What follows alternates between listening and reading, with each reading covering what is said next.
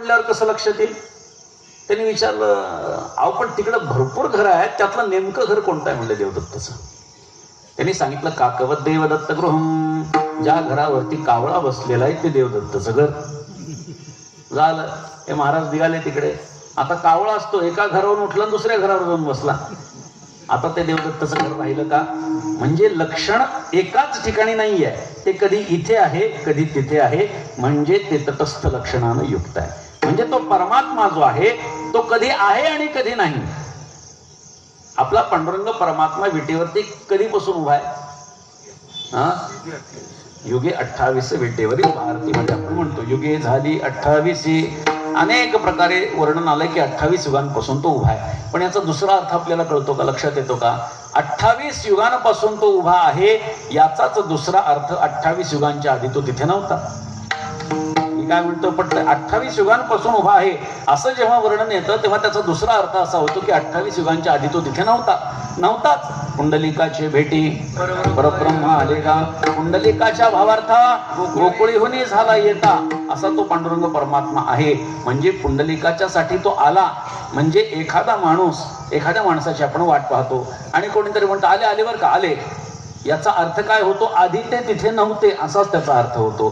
28 युगांपासून परमात्मा उभा आहे याचा दुसरा अर्थ 28 युगांच्या आधी तो तिथे नव्हता. म्हणजे तो कधी एखाद्या ठिकाणी आहे आणि एखाद्या ठिकाणी नाही, हे त्याचं काय आहे? तटस्थ लक्षण आहे. मूर्त रूप असं आपण त्याला म्हणू शकतो, ज्याला आम्ही पाहू शकतो, ज्याची आम्ही पूजा करू शकतो, ज्याला आम्ही स्पर्श करू शकतो, असा तो पांडुरंग परमात्मा आहे. असा तो मूर्त स्वरूपातला परमात्मा आहे. मग देवाला आवड असू शकते का? पहिलं उत्तर नाही. ते त्या परमात्म्याच्या निर्गुण रूपासाठी आहे. नाही रूप वर्ण गुण जेथ किंवा आनंद अद्वय नित्य निरामय असं जेव्हा त्या परमात्म्याचं स्वरूप असतं ना, तेव्हा त्याच्या ठिकाणी कोणतीही आवड निवड असू शकत नाही. म्हणून पहिलं उत्तर मी सांगितलं की देवाला काही आवडू शकतं का? तर उत्तर असं आहे, निर्गुण रूपातल्या परमात्म्याला काही आवडत नाही. मग दुसरं उत्तर काय? हो काय? तर सगुण रूपातल्या परमात्म्याला काहीतरी आवडू शकतं. जेव्हा तो गणपतीचं रूप घेऊन येतो तेव्हा त्याला मोदक आवडतो, जेव्हा देवीचं रूप घेऊन येतो तेव्हा रोडगा आवडतो, जेव्हा कृष्णाचं रूप घेऊन येतो तेव्हा लोणी आवडतं. म्हणजे तो सगुणामध्ये जेव्हा येतो तेव्हा मात्र त्याची काही ना काहीतरी आवड असू शकते. मग आता एक गोष्ट नक्की झाली, ज्या अर्थी एकनाथ महाराज देवाची आवड सांगतायत त्या अर्थी कोणत्या तरी सगुण रूपाची आवड सांगतायत. मग आता एकनाथ महाराज कोणत्या देवाची आवड सांगू शकतात याचं थोडं चिंतन करा. देव हा शब्द जेव्हा चांगल्या अर्थानं येतो तेव्हा तो फक्त पांडुरंगाच्या विठ्ठलाच्या संबंधानं असतो. संत वाङ्मयामध्ये देव हा शब्द जेव्हा येतो, तुम्ही कधीही बघा, आपण नित्य संत वाङ्मयाचं परिशीलन करणारी मंडळी आहोत.